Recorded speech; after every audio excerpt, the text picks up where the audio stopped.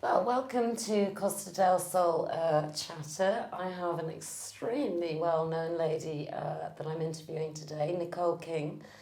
She is from Marbella TV, and well, hello. Hi, it's so nice to be here, Lisa. Thank you for inviting me. It's so lovely to have you.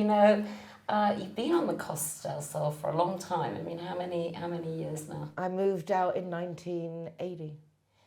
And what brought you here first? I ran away from home and I'd been on a holiday in Marbella every year of my life at the Don Pepe, and it was my happy place. And when I decided that I needed to run away from home, it was like, well, I'm going to go to the Don Pepe. So I got myself a ticket and I showed up, and I was very fortunate that I think my dad must have spent a fortune during the years that we'd gone there, because they kind of like took me in and I got a job. And How but old that's were how it you started. when you first landed here? 18. Well, when I came to live, 18, just before I was 19. Right. But I used to come since I was a baby on holiday. So I've been coming since I was 3 or 4 years old. So this is just my place. What was your first job, if you don't mind me asking? Now that you're a TV Okay. celebrity, Let me think. everybody My very has to start first job was working for Booker Health Group in West Byfleet in the UK. And so I had my Spanish and my English and all my international skills, and I think I used my Spanish once. And then when I moved to Marbella, my first job was actually with a law firm. I worked there for 4 years, and it was immediately noticeable, the ethic of working in the UK, where you work. And then when I came and worked here in Marbella, there was 4 secretaries and me. After 3 months, there was just 2 of us. I mean, they don't do anything. It was just like you arrive, you go to breakfast. Another world back in the 80s in Marbella. Well, so would you characterise it as very mañana in the 80s? I think in the 80s, it was pasado mañana, so the day after tomorrow, or because it's like mañana in Spanish, means tomorrow. But the further south you come in Spain, it means tomorrow, not today is like at the end of it, just not today. So it's a whole way of understanding the actual Spanish way of doing things, which obviously is very different now. There's a big change. But I did come and live in, I don't want to say rural Spain, but there was no unleaded petrol stations, there was no Visa cards, and that even in 1990 when I moved to Madrid, arrived in an unleaded petrol car, filled up in Santander, and that was it. How would you, I mean, you've got so much experience of being on the Costa del Sol, how would you see that it has evolved the most for you? What is the biggest changes that you've seen up to now? I don't want to use the word ghettos, however, I think the biggest change is that you have the people in my days came to live in Spain, and 90% of people now come to live in the sun. So they want to replicate their own life of wherever they've come from with the same facilities and the same ease, but in a foreign country.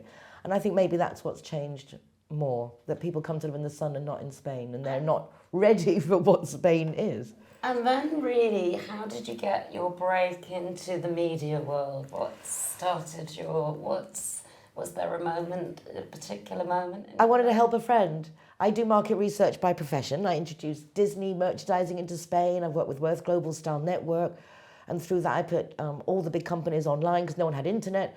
Even El Corte Inglés was doing orders on these huge pieces of paper. It was behind the scenes in Inditex, Zara. It was just magnificent. And when I came down to the coast in the crisis 2008, 9, 10, 11, 12, 2012, and I came, okay, let's go to Marbella and let's see what I can do, because I've been living in Madrid and working in Madrid for 20 years.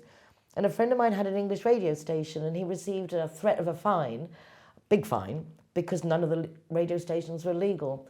And that was when I started, okay, what can I do? How can I resolve this? And at the same time, I had started with him because his breakfast person let him down. I ended up doing a show with him.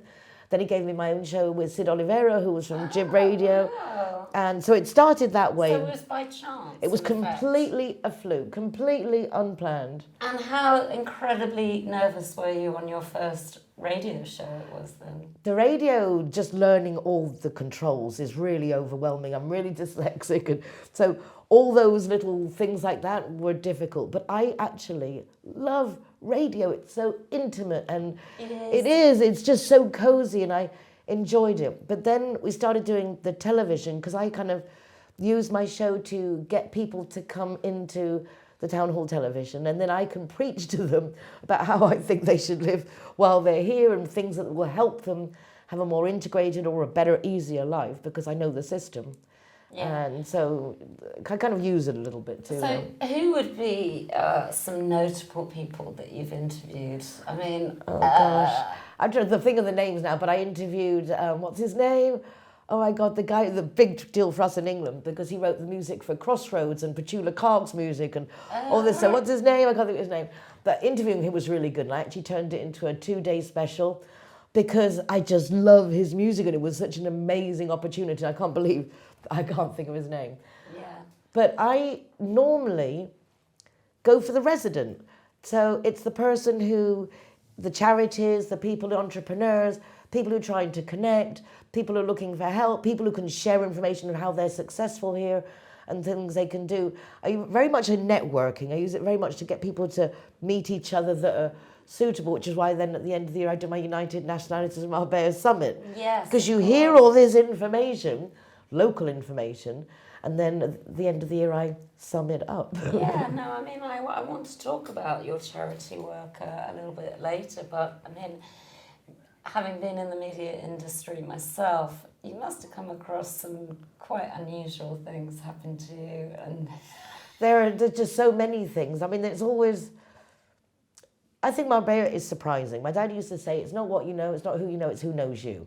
And I think that once you start, yeah, it's kind of cool. That's quite There's cool. no point in I saying, like hey, that. Lisa Burgess, and you're like, who the hell is that? Unless you can reply back and say, that's Nicole King. Then what's, do you mean, it loses the value. So my dad gave me a few little tips after I'd run away from home. Just remember these 3 things. Okay. And one of them was kid everyone else if you have to, but don't kid yourself. Good one. Really good one. I like that. Write everything in the diary so you can always go back and check and see where your information is. No scraps of paper. And the other one was that. It's not what you know that matters. It's not who you know. It's who knows you. Wow, that's an unusual one. My dad was a clever boy. He started in the markets in the East End of London, but he built up quite an empire and he invented the saucepan, like the pattern saucepan set that you put in a decorated box with. Really? Yeah, that was my daddy. So I kind of feel that just growing up with him, he just reacted to whatever was going on, and I was very lucky he took me travelling with him on business. So yeah, I kind of employ all those things as one does that I've used to introduce new brands into Spain. So I talk to a lot of media and things like that. Being on the other side is kind of different. So how did you then go from radio and segue into TV? Well, I started doing the radio show that I actually set up for my friend, and the last minute he backed out. And the town hall said, well, you just do it. And I was like, no, I'm doing it for him. I'm just the busybody who's getting this together. Because he actually had a following. And so it would have been different. And I was just going to do this 10 minutes of local news, sign on the padron. If you see a piece of paper and you live here, pick it up. We live here, have pride for the city we live in, just like a little bit more to relate that we actually live in a city that we're part of. And then when he backed out, the town hall said, well, you just do it. I was like, okay. And then we started the radio in 4th of June 2014. Oh, wow, you've got a great memory. And then on the emblematic date, my first day. And then by the November of that year, we launched into the television. And I've been doing this now for 8 years, but I stopped the radio 2 summers ago. It's just too much. Yeah. It's just too much. So you've seen the good, the bad and the ugly of all of Marbella. I'm one of the few that are remaining that actually know some of the awful things that some of these big businessmen around here, I know them since the 80s when they were starting. Oh, sometimes I don't want to look. It's like, I really know you.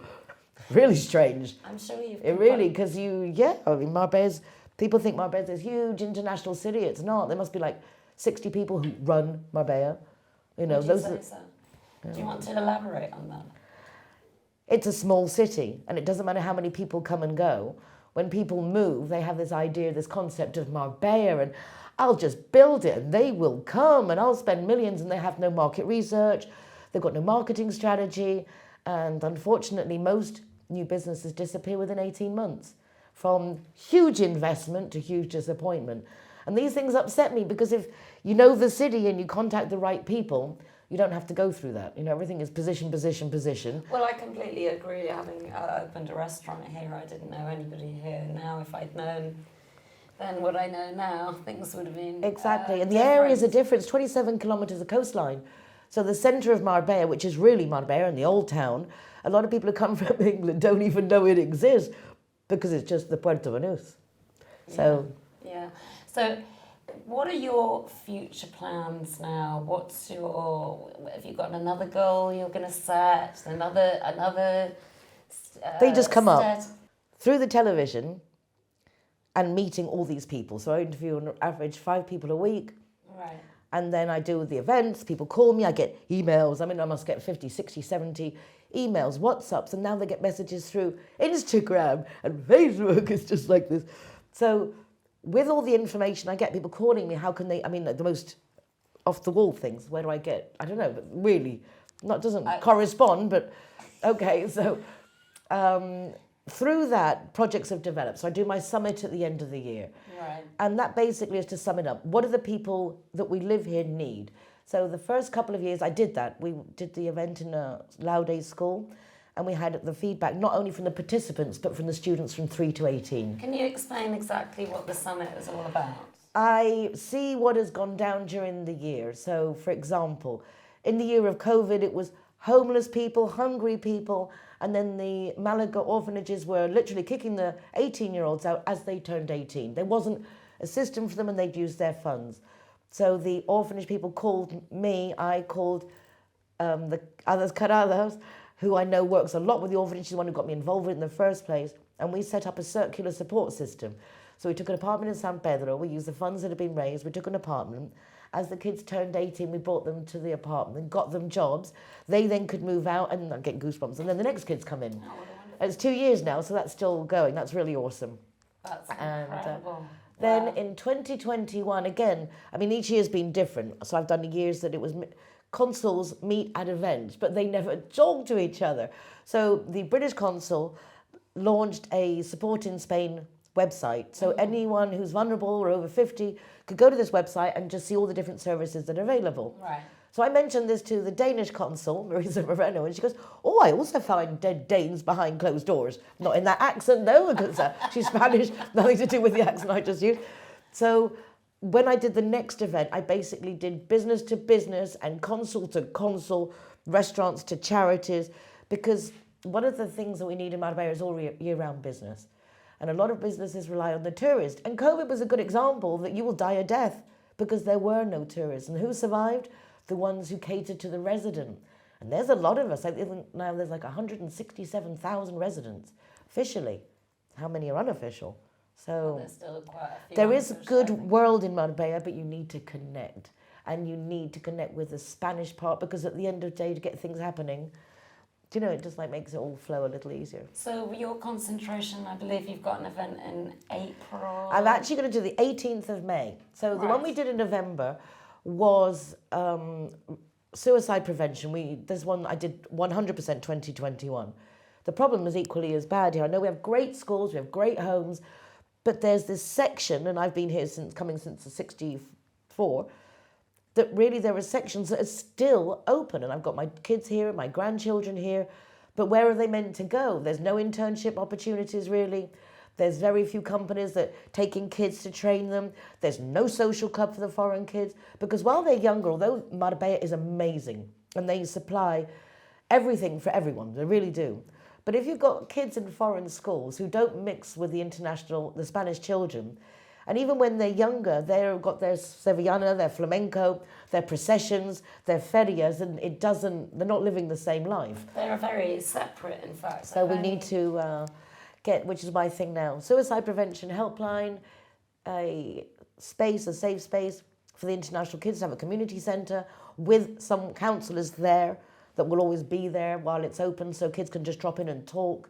And we're setting up a bunch of things. I'm really happy because it takes time, but this year, last November, as you were there, I mean, I had to close the doors, and we had big radio, all the magazines, all the big companies that really do care. We live here. It's up to us to make it livable for our kids that we bring here. All very nice until they're 11 on the beach. And then what? Yeah, So, well, we really need to get on this. Do you see the fact that the foreign residents aren't integrating with the Spanish? Is it anybody's fault, or is it just the way it's... I think, as I said before, I think it really is they come to live in the sun. So they just have no interest of Spain. They want to speak Spanish. They'll do what they have to do administrative-wise. But there is no intention to necessarily go listen to music, try the food. I think a lot of fear of trying the unknown, you know, it's a whole different world. But there is everything. There are a lot of people who do come to live in Spain and they really get into it and embrace it. There's a bit of everything. Yeah, I mean, But I don't think the Spanish is some areas, sorry to interrupt, but some age groups, even though the town hall offers it, it's not suitable for our international kids. And possibly they are not made aware of it, because I think the most crucial thing, if you are intending to come and live here, is to learn the language. And I mean, without that, you're not ever going to really properly integrate, because even I, in the past few years, have found out a whole new side of Spain. Much richer experience. It's a much However, richer. how lucky that all the people can come here and they don't have to do that. That's A lot of people complain about Spain, but in Holland you can't go to school if you don't speak Dutch. So in the sense of we're allowed to be here, the kids are allowed to go into school without speaking Spanish, they pick it up when they're there. But how nice that the country doesn't make us speak Spanish to be here. Well, at least not before. Well, no, before Brexit. And I do think that people do give the Spanish system sort of a hard knock, but I have only found them, other than obviously bureaucracy, but we hate that in any country, so Spain doesn't just stand out. I think that the Spanish have done all they can to welcome me and help me, so that hasn't been my experience. And I you think your Brexit, idea, how much work we gave them. They had to hire hundreds and hundreds of people to do thousands and thousands of cards. That wasn't their fault, but they had to pay for it. yeah, well, I think that's for my next interview, if I can get Anne Hernandez on here, because Anne Hernandez and I had a particularly interesting Brexit. But I think what's great about what you're doing is you're really looking after the international and foreign residents, so that they feel that they, you know, particularly the ones, and when you're talking about what you're doing with the children who effectively would have nowhere to go or no hope of a job without you, that's tremendous. It's not me, it's all of us, in the sense of I market research by profession, that's what I do, so I can't help but see what needs to be done, who goes with who, and it just like it makes sense, I see it, which is why each year, based on what were the biggest issues, then I bring those relevant people for those issues in to do something. And normally it's just like, here is what we need to do, Allah, go do it, because I can't do it. But there are certain projects like the road traffic safety one, the Zero Hero, giving free soft drinks to designated driver, and the suicide prevention and the orphans. Those are three that I perhaps got more involved than I would like to, because my idea is just to, this is what's happening, community, but not me be the one who's doing it. However, snowball goes round. How does Nicole King, the woman, juggle all these balls? That might be a little bit... Yes, this Nicole King doesn't juggle balls. However, I am going to have a grandson soon, so there you go. I might be juggling a few then. So, I love what I do, and when you like what you do, somehow I'm not doing it, it happens.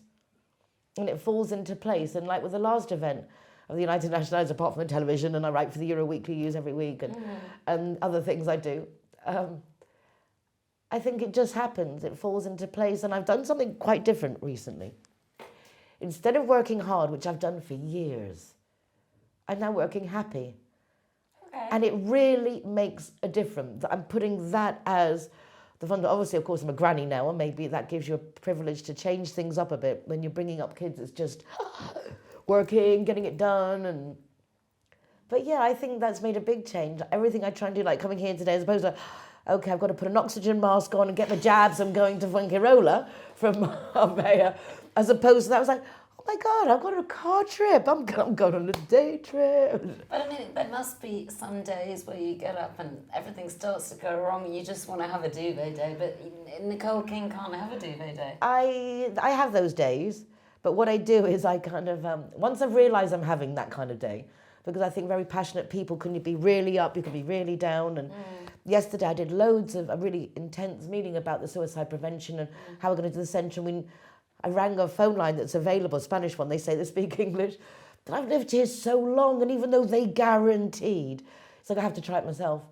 So I rang and it's like, yeah, I wanted to kill myself. It's like, oh, for God's sake. Because they It's too big a deal that if someone needs help at that moment, that you put them through to a recorded message that goes in Spanish to another recorded message, and someone, yes, I speak English, like, yeah, no. So we really need to do our own helpline with texting, because kids don't know how to talk anymore. They have to be able to send a message.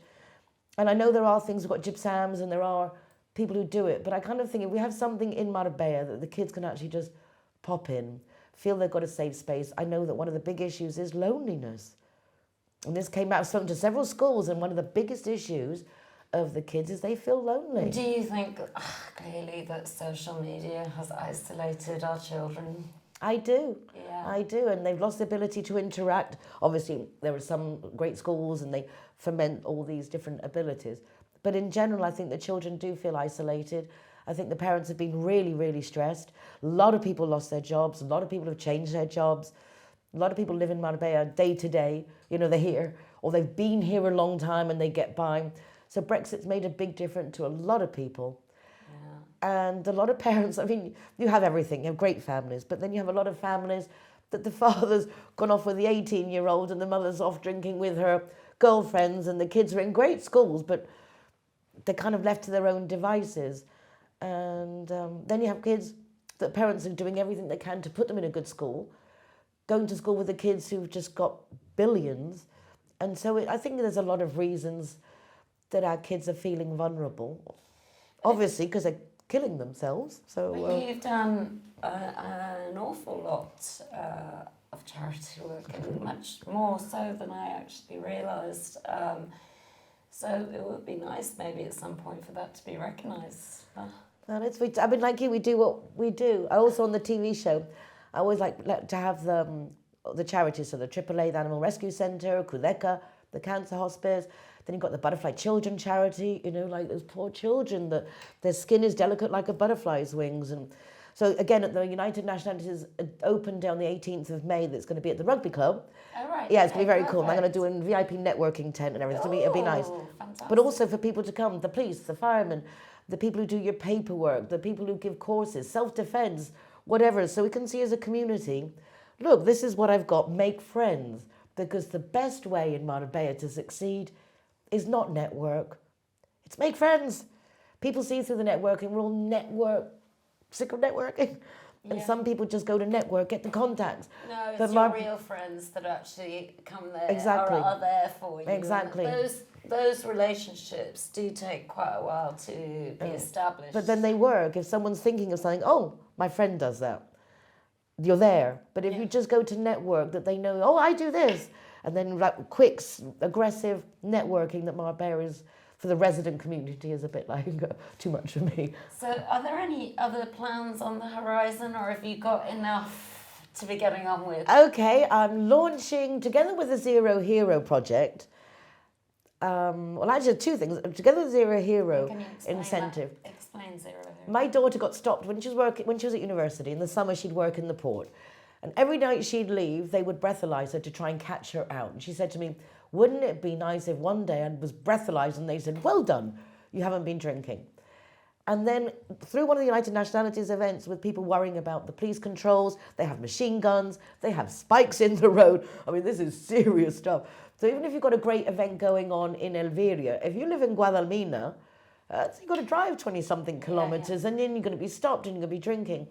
So we came up with the idea that Linear Director Road Traffic Safety Foundation have sponsored some disposable breathalyzers. And then we have restaurants, bars and hotels who reward the designated driver with free soft drinks. So, for example, the Harbour, the Guadalpine Banús, the Casino Marbella, Wheels Cafe, the Secret Garden in Mijas, Lemongrass, the Hogan's, McNulty's, all these different places. If you're the designated driver, not I'm going in for water and I'm not paying. Exactly. But if you're going with people who are drinking and you are the designated driver. So it's a way of promoting the restaurant and also giving a positive reinforcement, because a lot of people here drink and drive and they don't think twice about it. So it's just a positive way that they get rewarded, like my daughter said, as opposed to. So through that, it's become like a good food guide. Because I won't let anyone join that I don't think is good. I have to go there first. Even for Zero Hero, I know what it's like here. If you go out and you spend your money and you haven't liked it. So I'm joining together with Javier Sancho and we're launching the Gastro Marbella. Okay. So I'm going to do that together to help get that philosophy out there that these are really good restaurants and he's got really, he's really competent in magazines and... Well, and also they're actually doing something for their community Exactly. rather than just taking your money. They're actually Exactly. involving themselves in their own community and their own clients. And that's why I want them also to give it internships and career opportunities. And you live off the community, give something back. You're not giving it, you're getting help back. But most of our kids leave to university. And a lot don't come back because there's nothing to come back for. So we really need to get it together. Otherwise, in Marbella, just all the coast gets old. It's just all the retirees. So, Well, I'm going to really look forward to interviewing you at the rugby club on May 18th. And we'll catch up and see what other great things you've achieved. It's strange this side doing it this way. It's like I'm not in charge. It's kind of weird. Sit on my hands like behave myself. Yeah, I know it's hard. Yeah, well, you did the same to me, so you're not used to it. But I really want to thank you so much for coming on today and being one of my first interviews for Costa del Sol Chatter. I'm so honoured. I'm so honoured. And we're chattering, Congratulations. We're chattering away, and we'll check in with each other and we'll update everybody as to where Nicole goes next. But thank you very much for coming on, and next up will be another interview. That one's going to be harder. Best of luck with that. Thank you so much. Thank you.